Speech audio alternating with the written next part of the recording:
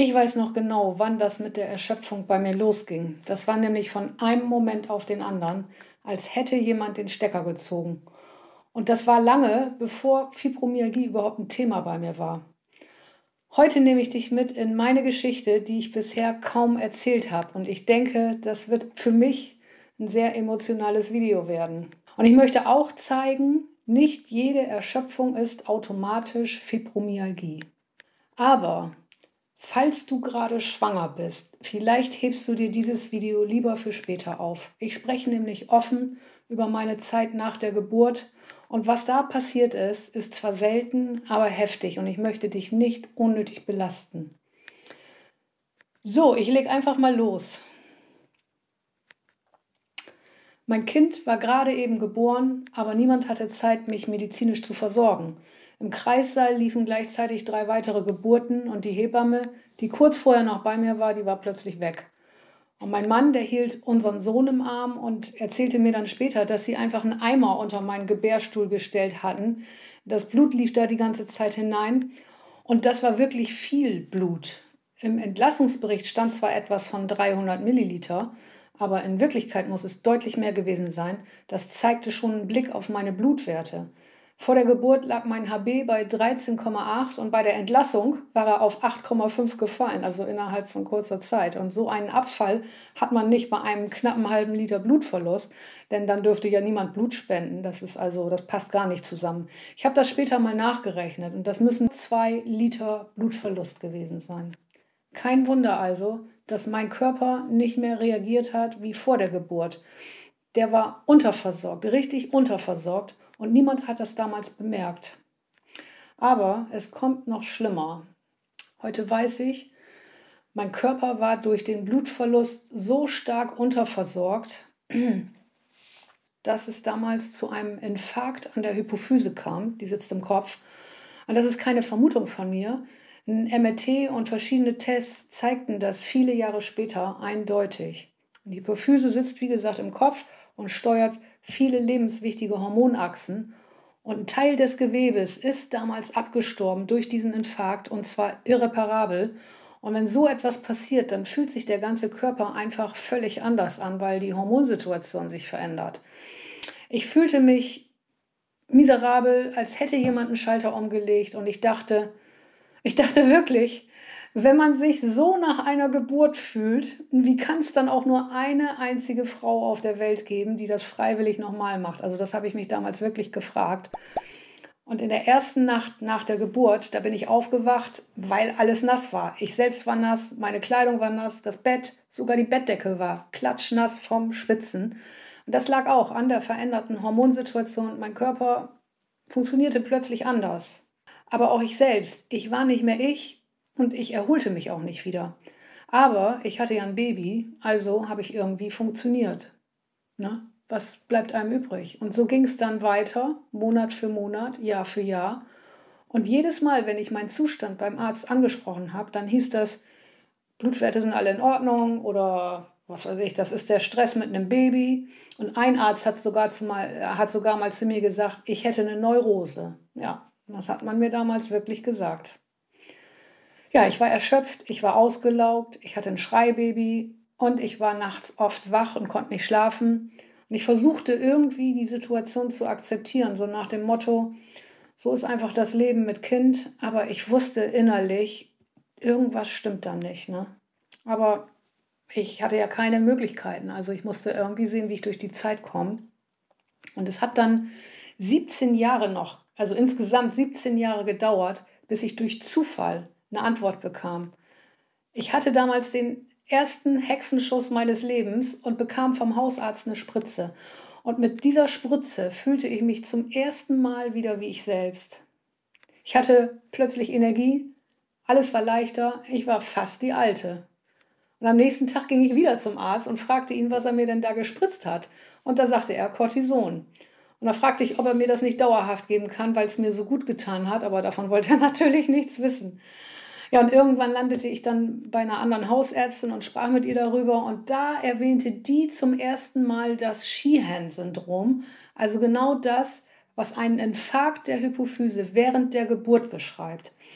Und die überwies mich dann zum Endokrinologen. Der war zunächst auch skeptisch und musste auch erst überzeugt werden, denn das gibt es auch echt ganz selten nur. Aber alle Untersuchungen und alle Tests und am Ende auch eben ein MRT der Hypophyse zeigten ganz eindeutig, dass ich betroffen war. Und so habe ich dann die Diagnose bekommen, Hypophyseninsuffizienz. Und das bedeutet halt, mein Körper produziert manche Hormone gar nicht mehr. Zum Beispiel eben Cortison oder Cortisol heißt es ja, das körpereigene Cortison. Ich bin da in einer lebenslangen Ersatztherapie und auch mein Testosteron liegt bei 0,1, habe ich praktisch kaum eine Produktion und das ist eigentlich behandlungsbedürftig, aber ich bin eine Frau und deshalb bekomme ich kein Testosteron. So ist die Situation. So sagt jedenfalls mein Endokrinologe. Ja, vielleicht wird für euch jetzt deutlich, dass die Erschöpfung bei mir gar nicht so viel mit Fibromyalgie zu tun hat. Ich habe eine sekundäre Nebenniereninsuffizienz, das ist halt die Folge dieser ganzen Geschichte und das bedeutet, ich produziere oder mein Körper produziert nicht genügend Cortisol durch diesen Infarkt. Und das Cortisol ist halt das Hormon, das uns durch Belastung trägt. Man nennt das auch das Stresshormon. Und ein Mangel führt zu vielerlei Symptomen, unter anderem eben auch Erschöpfung. Und deshalb wird es mir verschrieben, ich nehme das als Ersatz ein, weil mein Körper selbst kaum was produziert. So wie das bei anderen ist, mit Schilddrüsenhormonen muss ich halt das Cortison nehmen. Und diese Erschöpfung, das ist bei mir nicht einfach nur irgendwie so, ja, ich bin mal so ein bisschen erschöpft oder ein bisschen Müdigkeit oder so. Die hat ein ganz anderes Gewicht, eine ganz andere Tiefe. Ich komme manchmal in starke Erschöpfungszustände, wenn ich unterversorgt bin mit Cortison. Das ist manchmal so, weil ich einfach vielleicht einen höheren Bedarf habe oder so. Und manchmal beginnt das bei mir auch schon mittags, wenn es schlecht läuft. Oder ich falle am frühen Abend in so ein richtiges Loch. Und ich merke dann, ich kann nicht mehr klar denken, ich bin gereizt, ich bin mit allem überfordert, ich kann nicht mehr reagieren wie sonst und mein Körper, mein Akku, das ist einfach leer. Ja, und vielleicht kennst du das ja auch. Bei dir ist die Ursache vielleicht eine andere, aber das Gefühl nicht mehr zu können, das kennen wir ja sicherlich beide. Das würde mich natürlich auch interessieren, auch was bei dir die Ursache ist. Vielleicht magst du ja mal berichten in den Kommentaren. Ja, wenn sowas ist, in solchen Momenten, da brauche ich vor allem eins, und zwar Ruhe. Und manchmal hilft es mir dann, mein Nervensystem ganz bewusst zu unterstützen über den Vagusnerv. Das mache ich noch gar nicht so lange. Das ist ja auch für mich noch was Neues. Da hilft mir ganz gut die tiefe Bauchatmung oder auch eine kurze Ohrmassage. Das ist so ein bisschen, Bauchatmung geht ein bisschen besser für mich. Und seit einiger Zeit nutze ich ja auch dieses Vagusnerv-Stimulationsgerät. Das ist eine sanfte Methode, die mir hilft, zur Ruhe zu kommen. Das mache ich jeden Tag und das merke ich auch. Ich verlinke dir das Gerät mal in der Beschreibung, falls du mehr darüber wissen möchtest. Ja, heute weiß ich, meine Erschöpfung hat nicht nur eine Ursache. Das Sheehan-Syndrom ist eine davon, ja. Aber ich habe auch gemerkt, dass Ernährung bei mir eine große Rolle spielt. Wenn ich nicht sehr konsequent auf die Kohlenhydrate achte, dann falle ich regelrecht in ein Erschöpfungsloch. Also das ist eins der typischen Symptome, die ich bekomme von Kohlenhydraten. Und auch die Fibromyalgie hat sicherlich ihren Anteil gehabt, vor allem bevor ich mit der Guaifenesin-Therapie begonnen habe. Rückblickend kann ich sagen, mein Körper hat über viele Jahre hinweg von 3 Seiten gleichzeitig Energie verloren. Durch das Sheehan-Syndrom, durch die Ernährung und durch die Fibromyalgie. Und so wird vielleicht deutlich, was ich am Anfang gesagt habe. Nicht jede Erschöpfung ist automatisch Fibromyalgie. Ja, das hat mich alles damals natürlich total ausgelaugt und ich habe lange gebraucht, um das alles zu verstehen. Aber irgendwann habe ich gemerkt, es gibt Möglichkeiten, Dinge, die helfen. Und so kann ich heute besser damit umgehen, weil ich mich einfach besser unterstützen kann. Denn ich habe, wie gesagt, im Laufe der Jahre neben dem Cortison für mich 2 wichtige Stellschrauben gefunden, die mir wirklich helfen, besser mit der Erschöpfung und weiteren Symptomen umzugehen.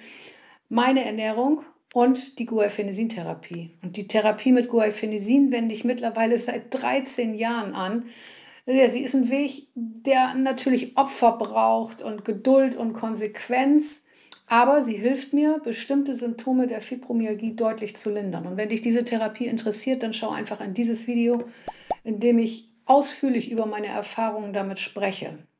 Ja, und was die Ernährung betrifft, habe ich über all die Jahre viel ausprobiert und erst mit einer sehr kohlenhydratarmen Ernährung gespürt, wie stark mein Körper darauf reagiert. Darüber mehr hier. Inzwischen bin ich in dem Bereich auch ausgebildet und begleite seit vielen Jahren Menschen beim Wechsel in diese Ernährungsform. Und wenn du auch an einem Coaching interessiert bist, melde dich einfach bei mir. Danke, dass du heute bei dieser sehr persönlichen Geschichte dabei warst. Bis bald.